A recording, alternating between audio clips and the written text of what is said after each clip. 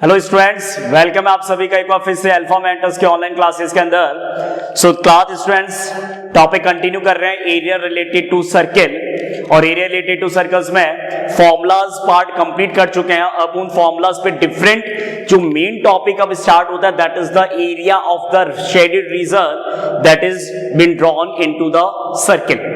क्योंकि देखिए चैप्टर का नेम है एरिया रिलेटेड टू सर्किल, तो प्रीवियस एक्सरसाइज में आपने basic area calculation, perimeter, circumference, sector area, segment area, इन सबको कैलकुलेट कर चुके हैं। अब इन्हीं सेक्टर और सेगमेंट और ट्राइंगल्स के एरिया के पार्ट को यूज करते हुए जो different types of shaded reason बनते हैं सर्किल रीजन के अंदर, डिफरेंट टाइप्स ऑफ जो शेडेड रीजन बनेंगे सर्कुलर पार्ट के अंदर सर्किल्स को लेते हुए, जिसके साथ बेसिकली कोई राइट ट्राइंगल आ सकता है, सर्किल के साथ में कोई रेक्टेंगल आ सकता है, कोई स्क्वायर आ सकता है, सेमी सर्किल आ सकता है। तो सर्किल्स के अंदर ये काफी सारे स्क्वायर, रेक्टेंगल और इन सब के कॉम्बिनेशंस पे बेस्ड बहुत सारे स्ट्रक्चर्स को परफॉर्म करते हैं और जिनका एरिया अपने को कैलकुलेट करना होता है। So that is called that the topic is area of the shaded region. तो आज की क्लास से क्वेश्चन स्टार्ट करते हैं topic area of the shaded reason पे, जो सर्किल का ही पार्ट होता है, लेकिन अदर देन सर्कल उसमें किसी न किसी अदर एक्सप्रेशन को या किसी थ्योरेटिकल प्रॉपर्टी को या किसी तरीके का अल्टरनेट फॉर्म यूज करके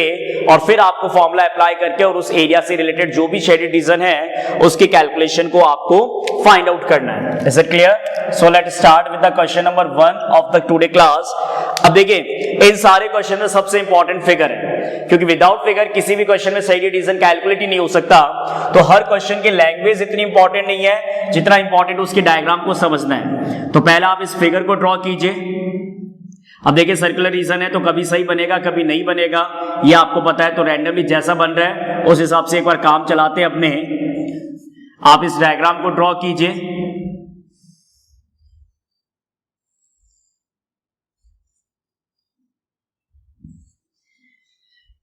अब क्वेश्चन में ये फिगर है और क्वेश्चन के अंदर आपसे ये पूछा गया है क्या, लिखिए क्वेश्चन लिखिए। In the given figure, question लिखिए इन द गिवन फिगर। अब गिवन फिगर में आपको दे रखा है RP is equal to 7 centimetre. In the given figure RP is equal to 7 centimetre, PQ is equal to 24 centimetre and O is the center of circle। Question में ये figure दे रखा है, इसमें आरपी का वैल्यू 7 है, पीक्यू का value 24 है, O आपका सेंटर ऑफ सर्किल है। Question is find the area of shaded region. तो ये इस टाइप के कैलकुलेशंस पे क्वेश्चंस अब अपने को परफॉर्म करने हैं। डायरेक्टली सेक्टर नहीं है, डायरेक्टली सेगमेंट नहीं है। जो भी शेडेड रीजन बनता है उस शेडेड रीजन के लिए जो स्ट्रक्चर आपके पास में अवेलेबल है उन स्ट्रक्चर्स के आपस में एरियाज को प्लस या माइनस करके, क्योंकि 2 डायमेंशनल में एडजेसेंट फिगर एरियाज आपस में प्लस और माइनस होके ही जो रिक्वायर्ड एरिया है वो आपने कैलकुलेट कर सकते हैं। तो देखिए एक सिंपल सा पॉइंट है कि O आपका सेंटर है, तो O सेंटर होने का मतलब RQ डायमीटर हो गया, और RQ अगर डायमीटर है तो सबसे पहले पॉइंट पे आपको यही बताना होगा क्या, RQ डायमीटर अगर है so by the property angle in semi circle P पे वैल्यू आपका 90 होगा। Yes or no? तो सॉल्यूशन के अंदर सबसे पहले आपको यही कैलकुलेट करना होगा क्या, since angle RPQ is equal to 90 degree. कौन सी प्रॉपर्टी से? एंगल्स इन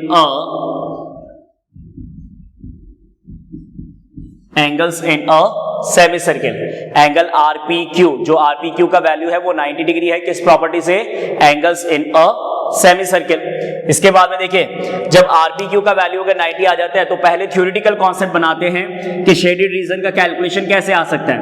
तो अगर अपने RP और PQ से पहले पाइथागोरस अप्लाई करके RQ निकाल लेंगे, दैट इज द डायमीटर, तो डायमीटर का हाफ रेडियस हो जाएगा।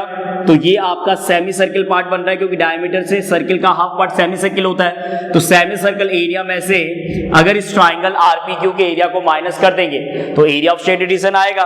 तो RPQ का एरिया और सेमी सर्कल का एरिया निकालने के लिए सबसे पहले अपने को आर क्यू फाइंड आउट करना होगा पाइथागोरस से।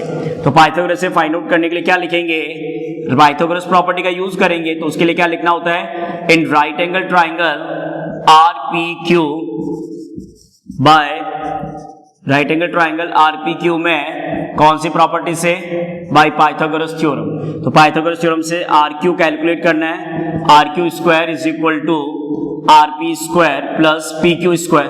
तो आर पी आपका 7 है और पी क्यू आपका 24 है। 7 का स्क्वायर 49, 24 का 576, so R Q square is equal to 625. RQ square is equal to 625, then RQ is equal to under root 625, that is 25 centimetre. Clear है, RQ अगर 25 सेंटीमीटर है तो डायमीटर 25 हो गया। तो देयरफॉर रेडियस आपके पास में कितना आ जाएगा, डेसिमल में कन्वर्ट नहीं करना, फ्रैक्शन में रखना है। Radius is equal to 25/2 centimetre. Clear है, दोनों को एक साथ भी कैलकुलेट कर सकते हो, दोनों को अलग भी कैलकुलेट कर सकते हो। तो अब अपने कैलकुलेट कर लेते हैं क्या, एरिया ऑफ सेमी सर्कल। तो सेमी सर्कल के लिए क्वाड्रेंट के लिए फॉर्मूला लिखवाया था एरिया का, क्या होता है area of semi circle, half pi are square. Half, question में अगर पाई नहीं है तो डिफॉल्ट 22/7 यूज होगा, ध्यान रखिएगा। आर वैल्यू क्वेश्चन में आपका रेडियस वैल्यू कितना है 25/2 मल्टीप्लाई 25/2, डेसिमल में कैलकुलेट करेंगे। तो 2 से 22 11 टाइम कट हो गया। अब कुछ भी रिड्यूस होना पॉसिबल नहीं है, तो नहीं है तो 25 से 625, तो 11 इंटू 625 अपॉन में 7 इंटू 2 इंटू 2, 7 2 जा 14, 14 2 जा 28, क्योंकि रिड्यूस होना तो पॉसिबल है नहीं। तो 11 इंटू 625 अपॉन 28, तो 11 5 जा 55, 11 5 जा 55 का 5 आ गया, 11 2 जा 22 प्लस 5 27 का 2 आ गया, 11 6 जा 66 प्लस 2 68। तो आपके पास में वैल्यू आ गया 6875 अपॉन 28। तो डेसिमल के 2 डिजिट तक भी अगर अपने को कैलकुलेट करना है तो अपने को रफ वर्क में ही सॉल्व करना होगा बेटा।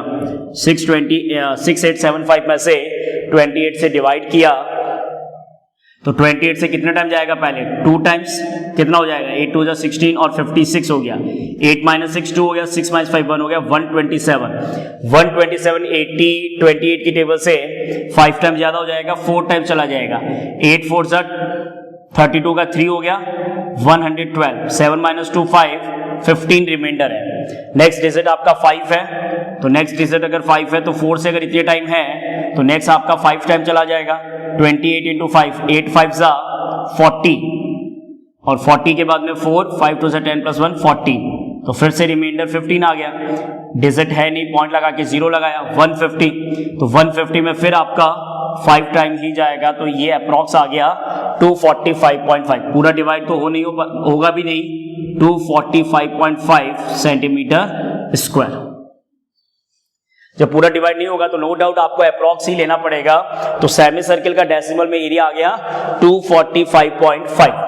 अब अपने area of right triangle calculate करते हैं। अब एरिया ऑफ राइट ट्राइंगल के लिए फॉर्मूला क्या होता है, half into base into height. So what we will write, area of triangle RPQ that is half into base, base उसका आरपी हो गया और हाइट उसका पीक्यू हो गया, तो हाफ इंटू 7 इंटू 24, तो 2 से 24 कितने टाइम कट हो गया, 7 टाइम, 12 7 जा 84 सेंटीमीटर स्क्वायर। क्लियर हो गया। तो अब अपने को कैलकुलेट करना है क्या, एरिया ऑफ शेडेड रीजन। तो एरिया ऑफ शेडेड रीजन के लिए क्या करेंगे, एरिया ऑफ शेडेड रीजन के लिए कॉन्सेप्ट क्या यूज करेंगे, area of shaded region is equal to area of semi circle minus area of triangle RPQ.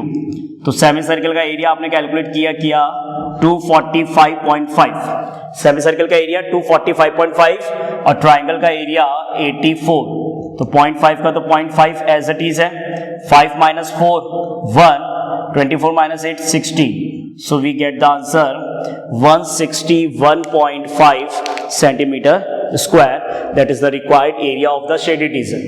तो ये इस तरीके से क्वेश्चंस अपने को स्टार्ट करने कैलकुलेशन में परफॉर्म करने के लिए कि जो भी स्ट्रक्चर में शेडेड रीजन निकालना है उस शेडेड रीजन के लिए पहले फिगर को आइडेंटिफाई करो, सर्कल चैप्टर से ज्योमेट्रिकल अगर कोई प्रॉपर्टी अप्लाई होता है तो उसको देखिए, और फिर ये देखिए कि कौन से एडजेसेंट एरिया आपस में ऐड या सबट्रैक्ट होके और required shaded region area calculate हो सकता है। उसमें सेक्टर भी आ सकता है, सेगमेंट भी आ सकता है, ट्राइंगल भी आ सकता है, और कोई स्क्वायर, सेमी सर्किल, रेक्टेंगल, कुछ भी कंडीशन पॉसिबल हो सकता है। Write the next question number second. Question second लिखिए, in the given figure two concentric circles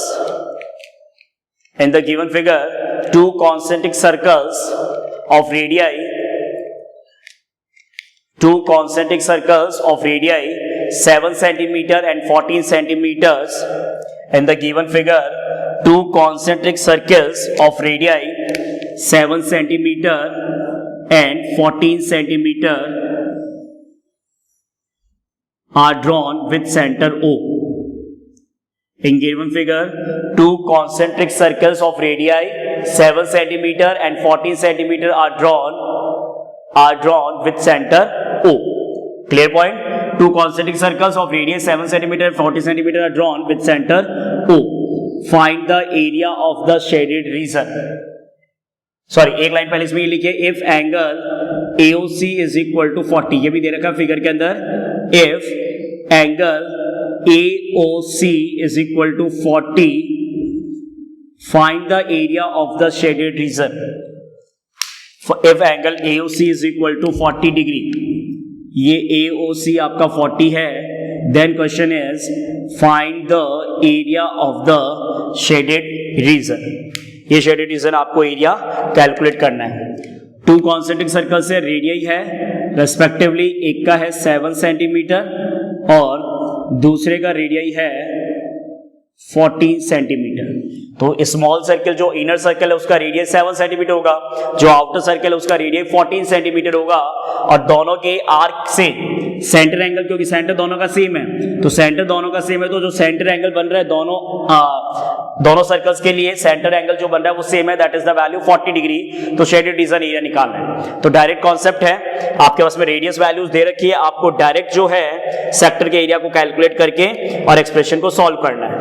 तो सेक्टर के एरिया को परफॉर्म कैसे करना है, वी हैव रेडियई अगर आपके पास में तो एक के लिए स्मॉल आर लेट कर लीजिए और एक के लिए बिग आर लिख लीजिएगा 45 सेंटीमीटर, और थीटा वैल्यू जो क्वेश्चन में वो आपका 40 डिग्री है। तो सिंपल सा एक ही कॉन्सेप्ट है, अगर शेडेड रीजन का एरिया निकालना है तो कॉन्सेप्ट यहां पे डायरेक्ट लगेगा क्या, area of shaded region is equal to, दो सेक्टर्स के बीच में बन रहा है, फिगर में नेमिंग है आपके पास में, तो डायरेक्ट लिखिए area of sector AOC minus area of, sorry नाम लिखना पड़ेगा बेटा, area of sector AOC minus area of sector BOD।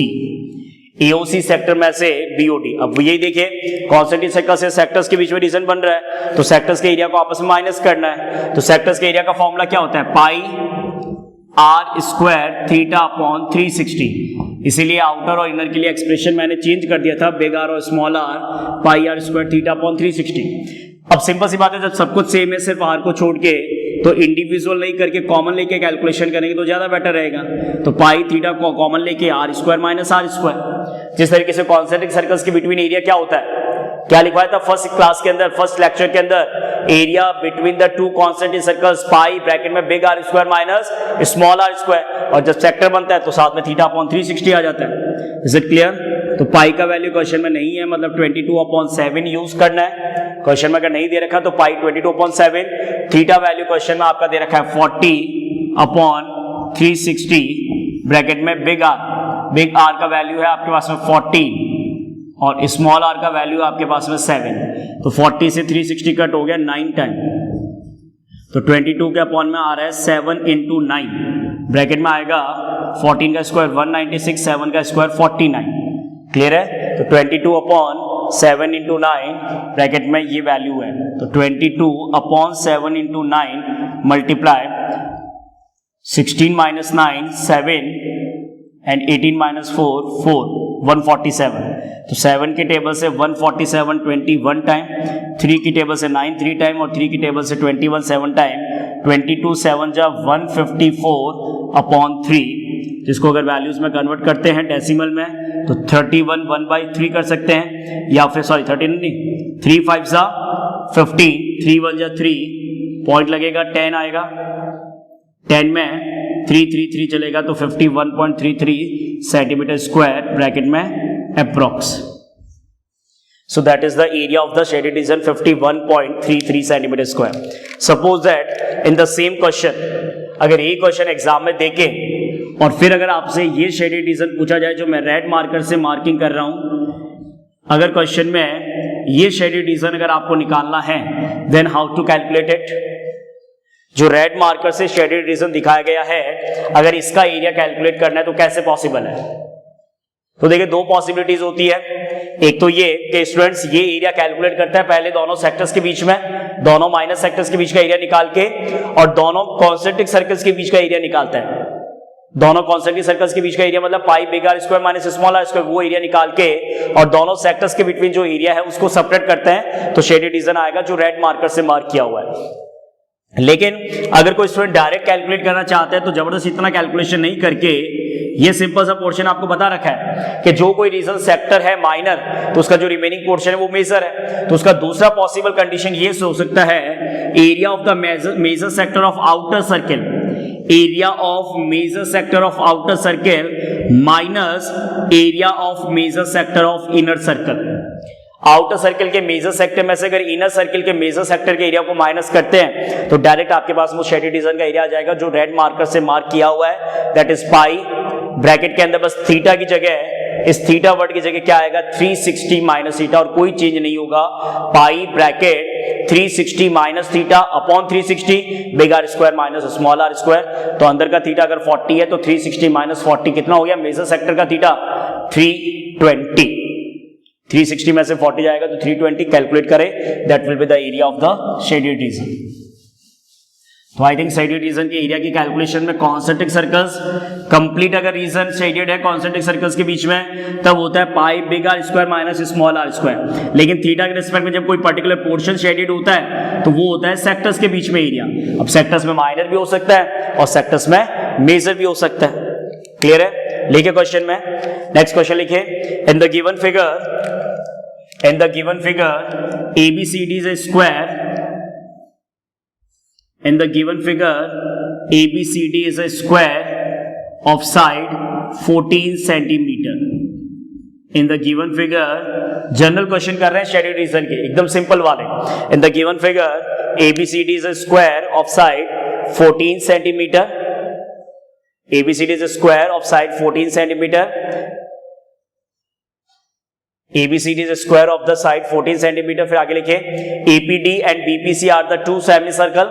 Figure दे रखा है तो उस पर डायरेक्ट लिखा हुआ है APD and BPC are the two semicircle. APD and BPC are the two semicircles. APD and BPC are the two semicircles. Find the area of the shaded region. APD and BPC are the two semicircles. Find the area of the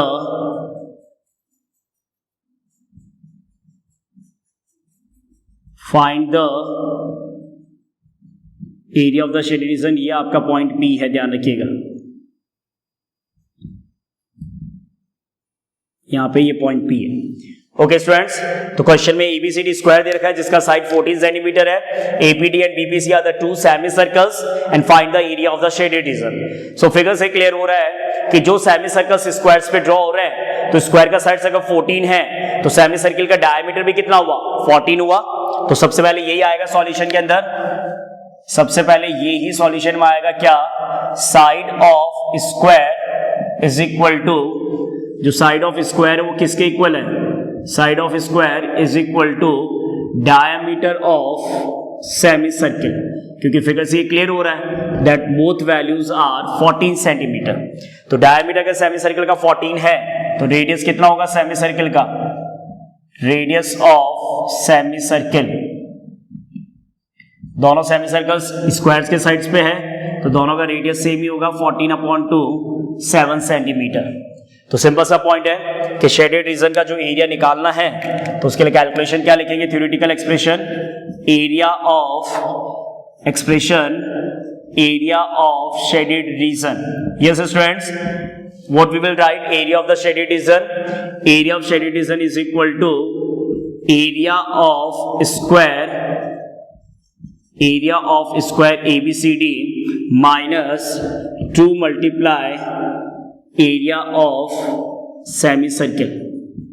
क्योंकि देखिए दोनों semi circle का area same है, क्योंकि उनका diameter same है तो radius same है, तो एरिया भी सेम ही होगा और इसीलिए 2 times of area of semi circle minus होगा किसमें से, एरिया ऑफ स्क्वायर एबीसीडी में से। तो एरिया ऑफ स्क्वायर के लिए फॉर्मूला यूज करते हैं क्या, side into side 14 into 14, twice of area of semi circle का फॉर्मूला यूज होता है half into pi are square. Bracket में लिखना चाहे तो लिख लेना, area of square, formula exam में तो लिखना ही चाहिए बेटा जो भी आप यूज करते हो, area of square is equal to side into side, और area of semi circle, semi circle का जो एरिया यूज करते हैं that is half pi are square. ये फॉर्मूला एक्सप्रेशन आप यूज कर रहे हैं। 14 जब 196, कैलकुलेशन सॉल्व करते हैं, 2 से 2 1 टाइम कट हो गया, 7 से 7 1 टाइम कट हो गया, तो 22 into 7 154, 6 minus 4 2 19, sorry 6 minus 4 2, 19 minus 15 4, so answer is 42 centimetre square. और देखिए जो भी मैं क्वेश्चन करवा रहा हूं उसमें जो कंडीशन साथ में एक्सप्लेन करता हूं उसके लिए आपको करना है, ध्यान रखिएगा, मेक श्योर कि जो टाइप का क्वेश्चन मैं आपसे करवा रहा हूं उसका सिमिलर पैटर्न का क्वेश्चन अगर मैं आपसे कोई डिस्कशन करता हूं, so that means that question you have to practice. मैं एक्सप्लेनेशन पार्ट उसका जरूर बताऊंगा लेकिन उसकी प्रैक्टिस आपको खुद से करनी है। तो देखिए ये क्वेश्चन अगर आपको कैलकुलेट करना आता है तो इसी के सिमिलर पैटर्न का एक क्वेश्चन और मैं आपसे डिस्कस करता हूं। ये शेडेड रीजन एरिया कितना आ गया, 42 आ गया, ठीक है।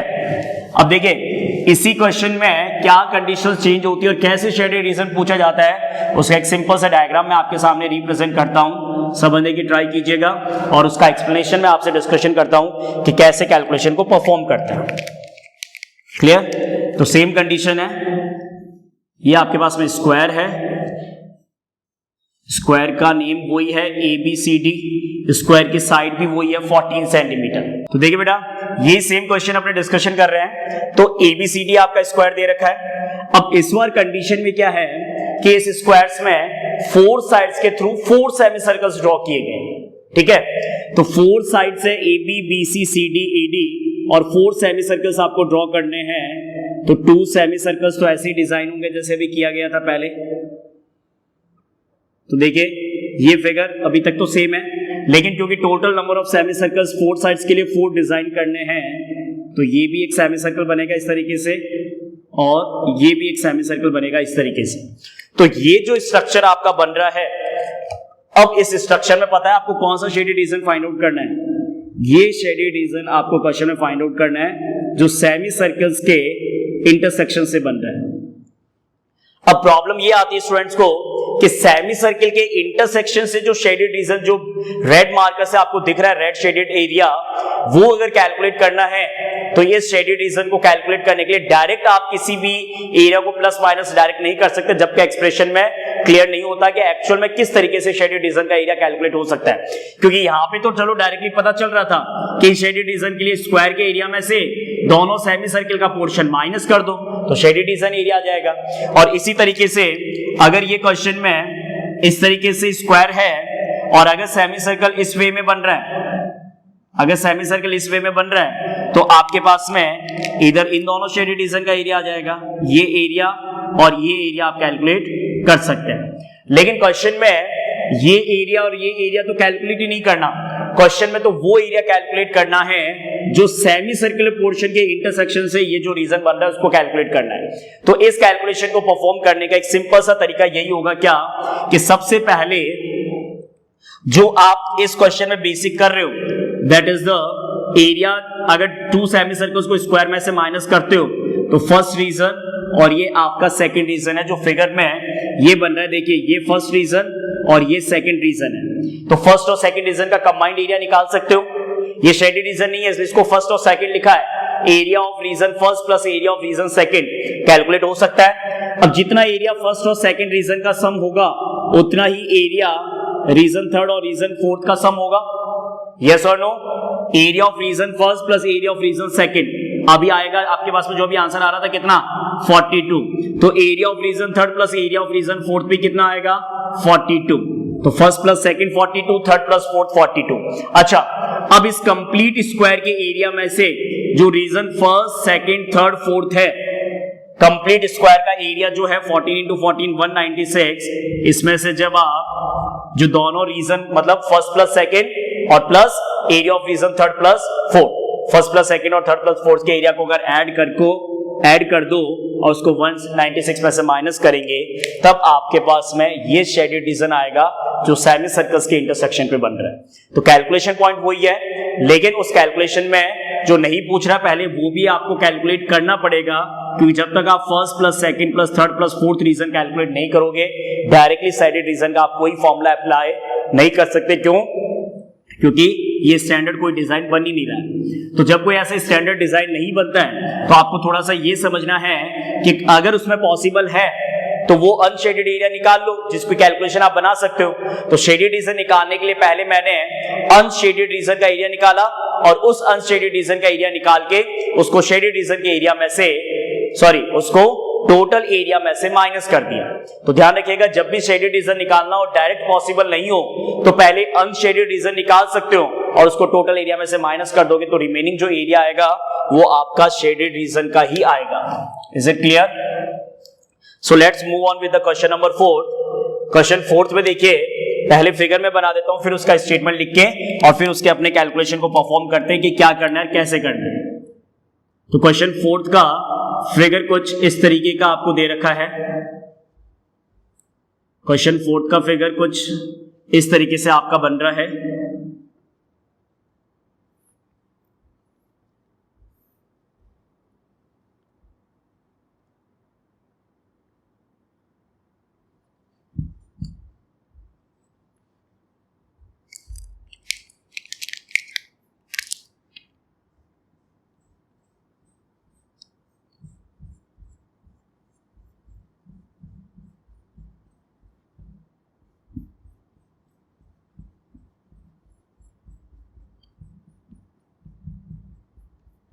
तो अगर यहां पे फिगर आप देखते हो इसका मतलब ये हो गया कि जो भी ये फिगर है ये पूरा फिगर ही शेडेड है।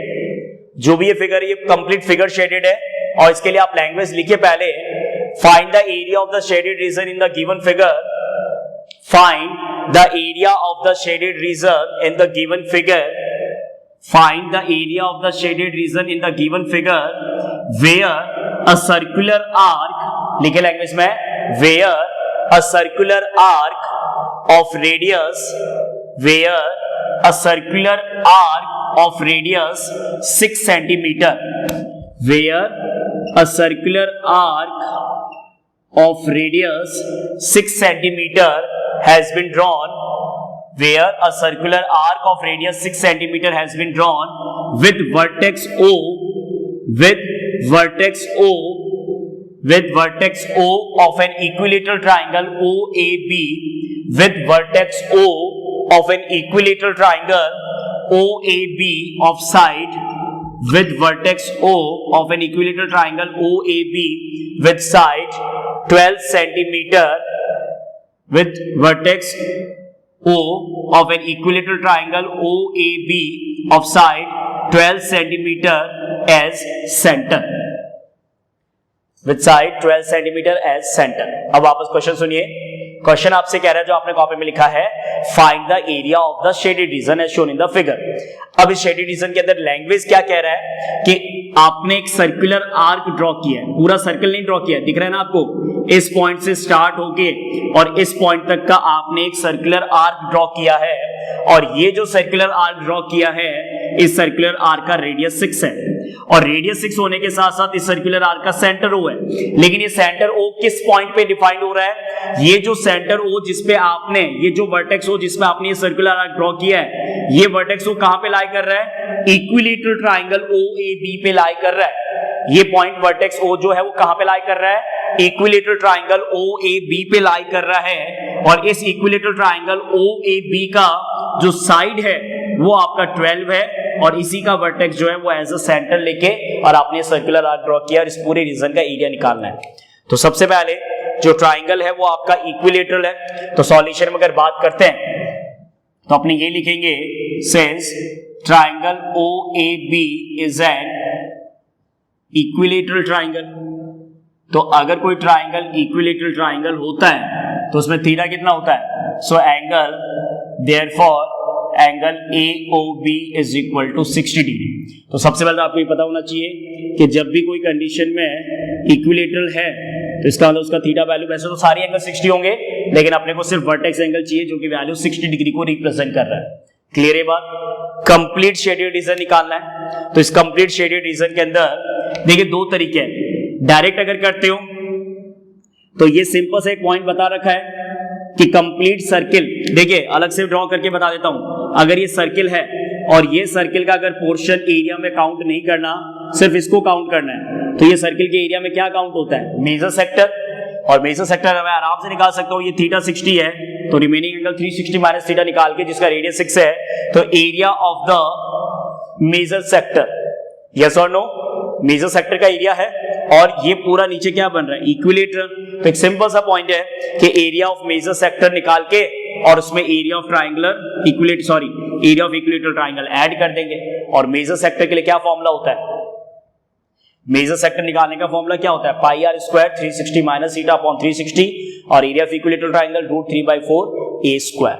तो ये कंडीशन हो गया। तो पहले तो ये हो गया triangle AOB is an equilateral triangle, और इसमें साइड लिख दो विद साइड 12 सेंटीमीटर। ठीक है, साइड आपका 12 सेंटीमीटर हो गया। उसके बाद में रेडियस दे रखा है सर्कुलर आर्क का, रेडियस ऑफ सर्कुलर आर्क, कितना radius of circular arc? R is equal to 6 centimetre. तो डायरेक्ट पॉइंट लिख रहा हूं क्या? Area of shaded region. तो शेडेड रीजन का अगर एरिया निकालना है तो एक्सप्रेशन में किस किस का एरिया ऐड होगा? एरिया ऑफ, क्योंकि सर्कुलर आर्क जो बन रहा है वो मेजर आर्क है, तो मेजर आर्क से जो एंगल बनता है वो मेजर सेक्टर होता है।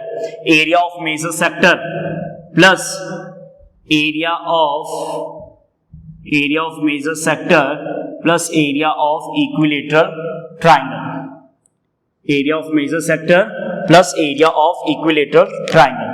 तो मेजर सेक्टर के लिए जब कैलकुलेशन करते हैं तो pi are square 360 minus theta upon 360, equilateral triangle के लिए जब कैलकुलेशन करते हैं तो √3/4 a स्क्वायर। √3 का वैल्यू अगर नहीं गिवन है तो आंसर √3 के फॉर्म में ही एक्सप्रेस करेंगे।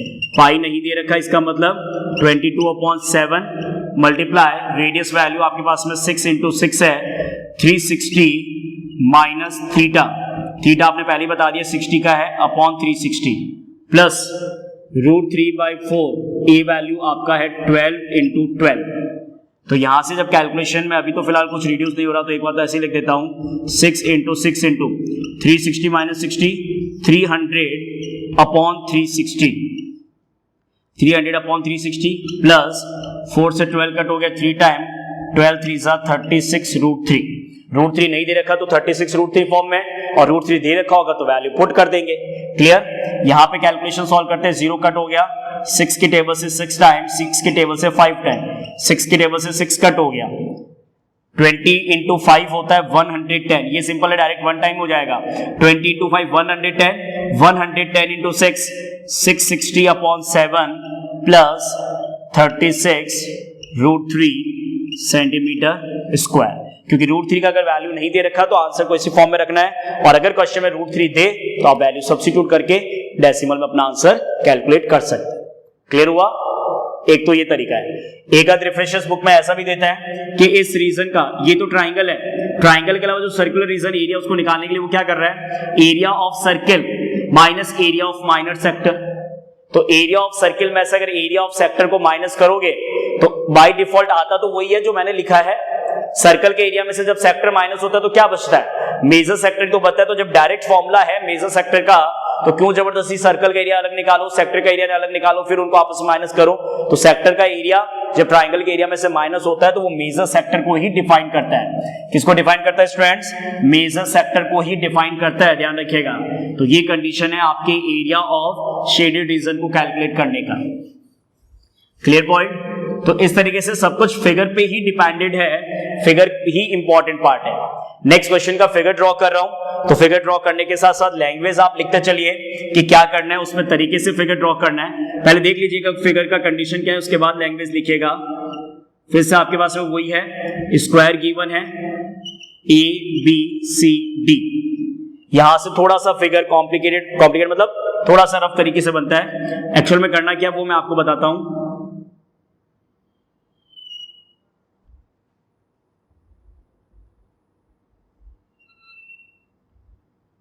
देखिए एग्जैक्ट तो नहीं बनेगा, फिर भी मैं कोशिश कर रहा हूं कुछ हद तक सही बनाने की, लेकिन मेन जो एक्सप्लेनेशन है वो क्लियर होना चाहिए कि क्वेश्चन में करना क्या था।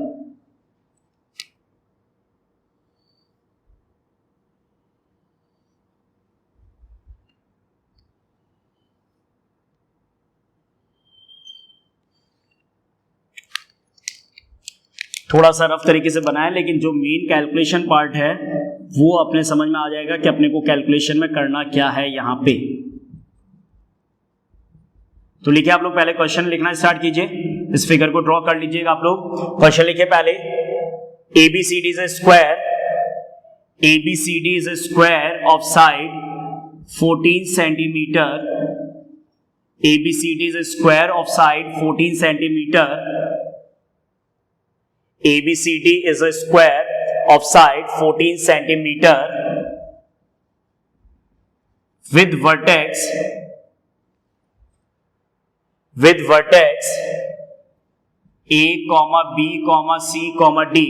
ABCD is a square of side 14 centimeter, with vertex A, B, C, D.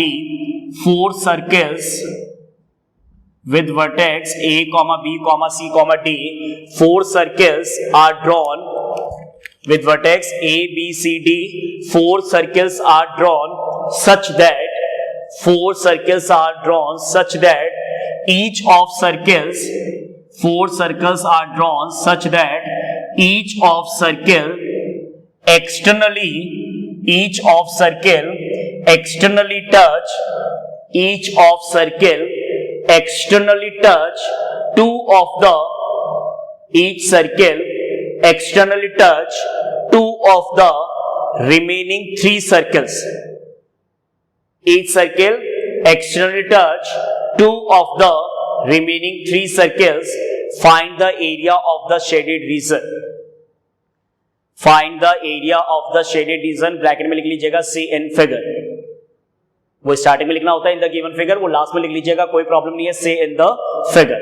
तो ये फिगर आपको दे रखा है। इस फिगर में ABCD आपका स्क्वायर है जिसका साइड 14 है। तो स्क्वायर के साइड 14 पे ईच वर्टेक्स को एज अ सेंटर लेके आपने ये 4 सर्कल्स ड्रॉ किए हैं। और इंपॉर्टेंट बात ये है कि ये जो 4 सर्कल्स ड्रॉ किए हैं इनका डायरेक्टली रेडियस नहीं गिवन है, इनका डायरेक्ट रेडियस गिवन नहीं है, लेकिन ये क्लियर है कि ये जो 4 सर्कल्स आपने ड्रॉ किए हैं, each of the circles touch two of the each circle touch externally two of the remaining 3। अगर ए सेंटर की बात करते हैं तो ये बी सी डी से तो 3 सर्कल्स बन रहे हैं, उनमें से 2 सर्कल्स को ये सेंटर ए से सर्कल जो बन रहा है वो टच कर रहा है आउट ऑफ द 3। इन 3 में से 2 टच हो रहे हैं। तो ये तभी पॉसिबल है जब इन सारे सर्कल्स के रेडियस क्या होंगे, सेम। तो टोटल अगर स्क्वायर का साइड 14 है तो इसका मतलब सर्कल्स के रेडियस क्या होंगे, 14 का हाफ हो जाएगा। तो सॉल्यूशन के अंदर क्वेश्चन 5 में सॉल्यूशन में यहीं से स्टार्ट करना है क्या, साइड ऑफ स्क्वायर। कितना है side of square, 14 centimetre. Square का साइड 14 सेंटीमीटर है। रेडियस ऑफ, कैलकुलेशन बहुत सिंपल है, बस डायग्राम से ही समझना होता है कि क्या कंडीशन है। रेडियस ऑफ ईच सर्किल तो वो कहने की जरूरत, क्वेश्चन नहीं कहेगा, वो आपको समझना है कि जब 4 के 4 सर्कल्स एक दूसरे को एक्सटर्नल टच कर रहे हैं, 2 ऑफ द सर्कल्स एक सर्कल के साथ, तो सबका रेडियस सेम होगा। So radius of each circle is equal to 7 centimetre. Centre angle of each circle वो आपके पास में है 90 degree. Centre angle of each circle is 90। क्यों है 90? क्योंकि स्क्वायर है, तो स्क्वायर में एंगल्स की वैल्यूज कितनी होती है? 90 ही होती है। So vertex centre point A B C D पे जो स्ट्रक्चर बन रहा है वो आपका 90 का एंगल बनाएगा। क्लियर है? तो इस स्क्वायर के एरिया में से ये जो 4 रीजन बन रहे हैं जो सर्किल के पार्ट है, ये 4 रीजन तो सर्कल के पार्ट है, और इस स्क्वायर के एरिया में से जो सर्किल रीजन के 4 पार्ट बन रहे हैं, इनको अगर माइनस कर दोगे तो शेडेड रीजन आ जाएगा। तो सर्किल रीजन के इस पार्ट का क्या नाम होता है? क्वाड्रेंट नेम होता है जब थीटा 90 बनता है। वैसे ये सेक्टर भी है, तो इस सेक्टर में अगर थीटा 90 रखोगे तो वो क्वाड्रेंट ही बनेगा। तो चारों क्वाड्रेंट के एरिया सेम है, फर्स्ट सेकंड थर्ड फोर्थ, तो 4 times of quadrant area minus करना होगा किस में से? एरिया ऑफ स्क्वायर में से, तो शेडेड रीजन आ जाएगा। तो कैलकुलेशन में क्या लिखेंगे? कैलकुलेशन में क्या लिखना है?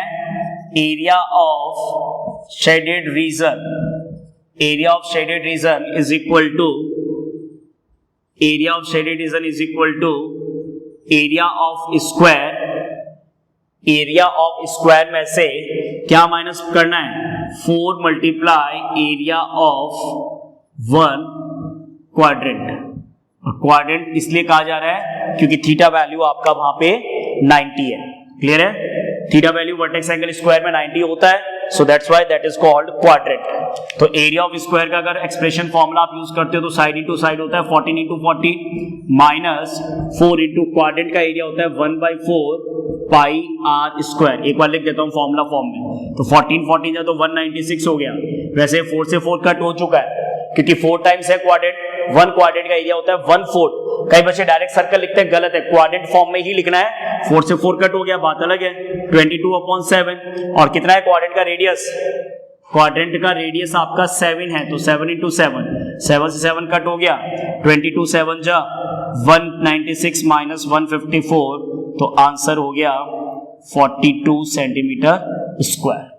Clear point? तो ये कॉन्सेप्ट आपको समझना है कि जो स्क्वायर्स के वर्टेक्स पे ये 4 सर्कल्स बन रहे हैं, इन सब के रेडियस सेम है। अब इन सब के रेडियस सेम है तो नो डाउट क्वाड्रेंट का एरिया सेम आएगा। तो 4 times area of quadrant calculate करके स्क्वायर के एरिया में से माइनस कर दिया। नेक्स्ट क्लास में कुछ और इंपॉर्टेंट क्वेश्चंस पे डिस्कशन करते हैं। Till then take care. Thank you students.